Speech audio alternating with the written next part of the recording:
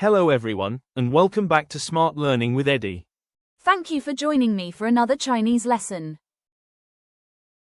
In our previous lesson, we learned about countries and nationalities in Chinese. Today, we are going to learn how to talk about family members in Chinese. By the end of this lesson, you will be able to identify common family members and introduce your family in simple Chinese sentences. Let's start.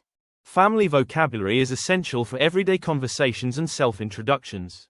Today's lesson will teach you the Chinese words for common family members and how to use them in simple sentences. Family members in Chinese is 家庭成员，家庭成员，爸爸，爸爸， Father. Father. 妈妈，妈妈， Mother. Mother. 哥哥，哥哥， elder brother.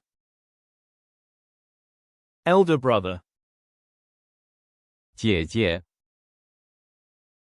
姐姐， Elder sister. Elder sister. 弟弟，弟弟， Younger brother. Younger brother. 妹妹，妹妹， Younger sister. Younger sister. Now let's learn a useful sentence. 这是我的，这是我的，